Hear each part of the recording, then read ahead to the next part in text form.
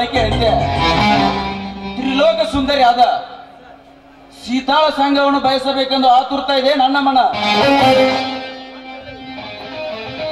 ಒಂದು ವೇಳೆ ನಿರಾಕರಿಸಿದರೆ ಅಕ್ಕ ತಂಗಿಯರಲ್ಲಿ ಬಿರುಗಾಳಿ ಹಬ್ಬಿಸಿ ನನ್ನ ಮನದ ಬಯಕೆಯನ್ನು ಈಡೇರಿಸಿಕೊಳ್ಳಲೇಬೇಕು. ಓಹೋ, ಅದೇ ಬಣ್ಣದ ಬೆಡಿಗೆ ಇತ್ತ ಕಡೆಯಿಂದ ಬರ್ತಾ ಇದ್ದಾಳೆ. ಬರಲಿ ಬರಲಿ.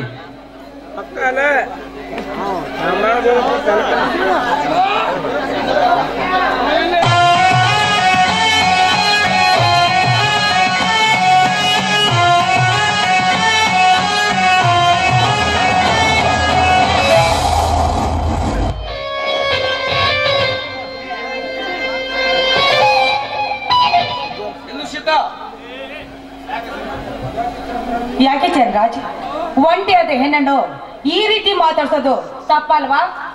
ನಿಮ್ಮ ಹತ್ತಿರ ಒಂದು ವಿಷಯವನ್ನು ಮಾತನಾಡಬೇಕು ಬಂದಿದ್ದೇನೆ. ಈಗ ಮಾತನಾಡಬಹುದಾ? ಧಾರಾಳಾಗಿ ಅದೇನಂತ ಮಾತಾಡಿ.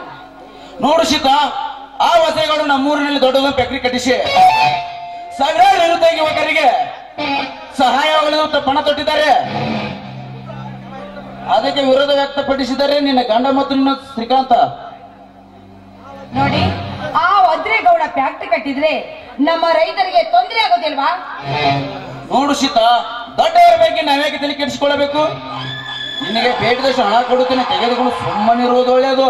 ನೋಡಿ, ಹಣದಾಸೆ ನಾವು ಮೈ ಮಾರ್ಕೊಂತ ಹೆಣ್ಣನ ಅಲ್ಲ. ಅದು ಅಲ್ಲದೆ ಆ ರೈತರಿಗೆ ಅನ್ಯಾಯ ಮಾಡಿದ್ರೆ ನಾವು ಮಾತ್ರ ಯಾವತ್ತೂ ಬಿಡುವುದಿಲ್ಲ.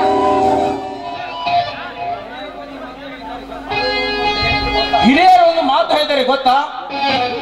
ಸಮುದ್ರದ ನೀರಿನ ಜೊತೆ ಇದಾಡಲು ಹೋದರೆ ನೀರಿನ ಪಾಲುವುದು ಖಂಡಿತ ಒಳ್ಳೆಯದಲ್ಲ. ನೋಡಿ ಚರಣರಾಜ್, ನಾನು ಹೇಳ್ತಾ ಇದ್ದೇನೆ ಕೇಳು.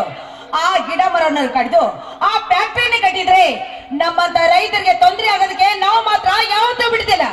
ಕೈಯಲ್ಲಿ ಬೆಣ್ಣೆ ಹಿಡಿದು ತುಪ್ಪಕ್ಕಾಗಿ ಅರಿದಂತೆ ಆ ಕೆಲಸವನ್ನು ನಾವು ಯಾವತ್ತೂ ಮಾಡ್ತಿಲ್ಲ.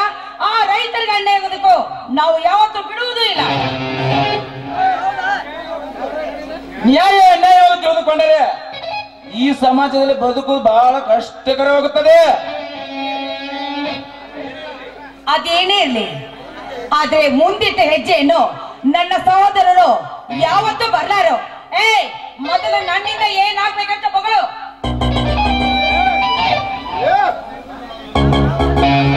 ನನ್ನ ಮಾತನ್ನು ಕೇಳು. ಹೇಳಿ, ಅದ್ಯಾವ ಮಾತು ಅಂತ ನಾನು ನಡೆಸ್ಕೊಡ್ತೀನಿ. ಬಹು ದಿನಗಳಲ್ಲಿ ಈ ನಿನ್ನ ಯೌವನಕ್ಕೆ ಆಸೆ ಪಟ್ಟಿದ್ದೇನೆ. ಅಂತರಾಳದಲ್ಲಿ ಪ್ರೇಮಿಗಳೇ ನಾವೇಗೆ ಹಾರಾಡಬಾರದು? ಮುಚ್ಚ ಬಾಯಿನ ಏನ್ ಬಗ್ತಾ ಇದ್ದೀನಿ ನೀನು? ಅಂದ್ರೆ ಗಂಡನನ್ನೇ ಬಿಟ್ಟು ನಿನಗೆ ಸೆರೆಗೆ ಹಾಸ್ಬೇಕಂತ ಹೇಳ್ತಾ ಇದೀಯಾ? ನಾನು ಗಂಡುಳ ಕರ್ತಿ ಅಂದ ಮೇಲೆ ನನ್ನ ಗಂಡನಿಗೆ ಗೊತ್ತಾದ್ರೆ ನನ್ನ ಗಂಡ ನಿನ್ನ ಕೊಚ್ಚಿ ಹಾಕ್ತಾನೆ. ಗಂಡ ನಿನ್ನ ಗಂಡ ಒಬ್ಬ ಚಂಡ. ಮದುವೆಗೆ 1 ವರ್ಷವಾದರೂ ಕೂಡ ಮಕ್ಕಳ ಬಗ್ಗೆ ಕೊಡದ ನಿನ್ನ ಗಂಡ ಈ ನನ್ನ ಸಂಘ ಬಯಸಿದರೆ ಮನೆ ತುಂಬಾ ಮಕ್ಕಳಾಗಬಹುದು. ಏನಂತೀಯ? ಮಕ್ಕಳ ಬಗ್ಗೆ ಆಸೆ ಪಡದ ಹೆಣ್ಣು ನಾನೇ ಅಲ್ಲ, ಅದೆಲ್ಲ ಆ ಭಗವಂತನ ಇಚ್ಛೆ. ನನ್ನ ದೇಹ ಮಾತ್ರ ನನ್ನ ಗಂಡನಿಗಾಗಿ ಮೀಸಲು. ಅಂದರೆ ನನ್ನ ಪ್ರೇಯಸಿಗಳನ್ನು ನಿರಾಕರಿಸುವೆಯ? ಈ ಮನ್ಮಥ ರಾಜನ ಬಹುದಿನಗಳಿಂದ ಆಸೆ ಪಟ್ಟಿದ್ದಾನೆ. ಮಕ್ಕಳಿಲ್ಲ ಎಂಬ ಚಿಂತೆ ನನ್ನಿಂದ ದೂರ ಆಗಬಹುದಲ್ಲ? ಮಕ್ಕಳಾಗೋದು ಬಿಡೋದು ಆದ್ರೆ ಆ ದೇವರಿಗೆ ಬಿಟ್ಟಿದ್ದು. ಆದ್ರೆ ನಿನ್ನಂತ ಸೊಕ್ಕು ಮುರಿಯಲು ಈ ಸತ್ಯಪುರದ ಸಹೋದರು ಮುಂದೆ ಬಂದಿದ್ದ ಮಾತ್ರ ಮರಿಬೇಡ. ಈ ನಿನ್ನ ವೇದಾಂತ ನನಗೆ ಬೇಕಾಗಿಲ್ಲ. ಈ ನಿನ್ನ ಸಹೋದರಿಗೆ ಆಸೆ ಪಟ್ಟಿದ್ದಾನೆ, ಒಲಿದು ಬಾಸಿದ. ಒಂದು ವೇಳೆ ನಾನು ಒಪ್ಪೋದ್ರೆ ನೀನೇನ್ ಮಾಡ್ತೀಯೋ ಕತೆ. ಈ ನಿಶಬ್ದದ ಕಾಡಿನಲ್ಲಿ ಹೊತ್ತುಕೊಂಡಿಗೆ ಅನುಭವಿಸಲೇಬೇಕಾಗುತ್ತದೆ. ಗಗನವೇ ಬಿರಿಯಿದೆ, ಆದ್ರೆ ಭೂಮಿಯೇ ಬಿರಿಯಿದೆ. ಆದ್ರೆ ನಿನ್ನಂತರಿಗೆ ಹೆದರುವಂತ ಹೆಣ್ಣು ನಾನಲ್ಲ. ನನ್ನ ಮುಟ್ಟಲು ಬಂದೆ ನಿಜವಾದ್ರೆ ಆ ಮಹಿಷಾಸುರ ರಕ್ತ ಕುಡಿದಂತೆ ನಾನೇ ನಿನ್ನ ರಕ್ತ ಕುಡಿಬೇಕಾಗುತ್ತೆ. ಬಾರ ಗಡ್ಸಕ್ಕೆ ಮುಂದಕ್ಕೆ. ಕರೆದ ವಿಷಯದಲ್ಲಿ ಸಿಡಿಲು ಗುಡುಗುಗಳನ್ನ ಮುಷ್ಟಿಯಲ್ಲಿ ಹಿಡಿಯಬಲ್ಲೆ. ಹೀಗಾಗಿರುವಾಗ ಈ ನಿನ್ನ ಗುಡುಗು ಸಿಡಿಲಿನಂತ ಮಾತಿಗೆ ಹೆದರಿ ಹಿಂದೆ ಸರಿಯೋಣಲ್ಲ ಈ ಚರಣರಾಜ. ರಕ್ತ ಕುಡಿಯೋದು ನೀನೇನ ಅವತಾರ ಪುರುಷಳೇ, ಒಲಿದು ಭಾಷಿಕ.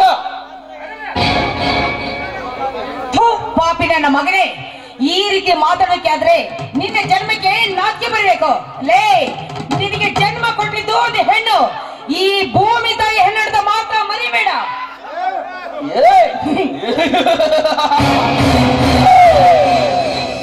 ಈ ಸಮಾಜದಲ್ಲಿ ಇರುವವರು ತಾಯಿಯನ್ನು ತಿಳಿದುಕೊಂಡರೆ ಲೋಕ ಉದ್ಧಾರ ಆಗುವುದು ಯಾವಾಗ?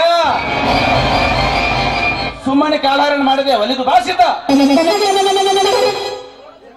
ನೋಡು ಚಂದ್ರರಾಜ್, ಒಂಡೆಯದ ಹೆಣ್ಣನ್ನು ನೋಡು, ಈ ರೀತಿ ತೊಡದಲ್ಲಿ ಯಾವ ಅರ್ಥನೇ ಇಲ್ಲ.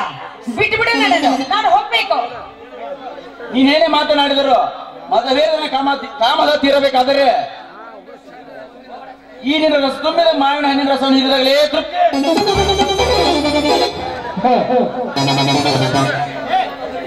ಈ ಮದುವೆದ ಮದನಿಂದ ನಾನು ತಪ್ಪಿಸ್ಕೊಂಡು ಹೋಗ್ಬೇಕಾದ್ರೆ ಏನ್ ಮಾಡ್ಬೇಕಂತ ನಾನು ಮಾತ್ರ ಒಂದು ತಿಳಿತೇನೆ ಇಲ್ಲ. ಈಗ ನಾನು ಏನ್ ಮಾಡ್ಬೇಕು ನೋಡಿ. ನೀವ್ ಹೇಳಿದಾಗೆ ನನ್ನ ಪತಿ ದೇವರು ನಿನ್ನಂತ ಪಾಪಿಯನ್ನೇ ಕೊಚ್ಚ ಹಾಕಲು ಖಂಡಿತವಾಗಿ ಬಂದೇ ಬರ್ತಾಗ ಮಾತ್ರ ಮರಿಬೇಡ. ಪತಿ ದೇವ್ರಿ ನಿನ್ನ ಪತಿ ದೇವರು ಅವನೊಬ್ಬ ಮಂಗಳಮುಖಿ ಇದ್ದಾಗೆ. ಅಯ್ಯೋ ದೇವ್ರೆ, ನಾನು ಈ ಪಾಪಿಯಿಂದ ಹೇಗೆ ಪಾರಾಗಿ ಹೋಗ್ಬೇಕಂತ ನನಗೊಂದು ತಿಳಿತಾನೆ ಇಲ್ಲ.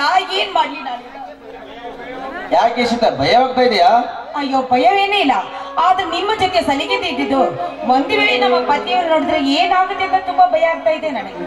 ಭಯ ದೂರ ಮಾಡಬೇಕು ಬಂದಿದ್ದಾನೆ ಈ ಚರಣರಾಜ. ಹಾಗಾದ್ರೆ ನನ್ನ ಒಂದು ಮಾತಾಡ್ಸ್ಕೊಳ್ತೀರಾ? ಹೇಳು ಸೀತಾ, ಅದ್ಯಾವ ಮಾತು? ನೋಡಿ, ಈಗ ನನಗೆ ತುಂಬಾ ಹಸಿವಾಗಿದೆ. ತಿನ್ಲಿಕ್ಕೆ ಏನಾದ್ರೂ ಒಂದು ಹಣ್ಣು ಬೇಕಂತ ಅನಿಸ್ತಾ ಇದೆ. ಈಗ ನೀವು ನನಗೆ ಹಣ್ಣು ಕೊಟ್ರೆ ನನ್ನ ದೇಹ ನಿಮಗಾಗಿ ಮೀಸಲು. ಏನಾದ್ರೂ ತಿನ್ಲಿಕ್ಕೆ ಕೊಡ್ತೀರಾ?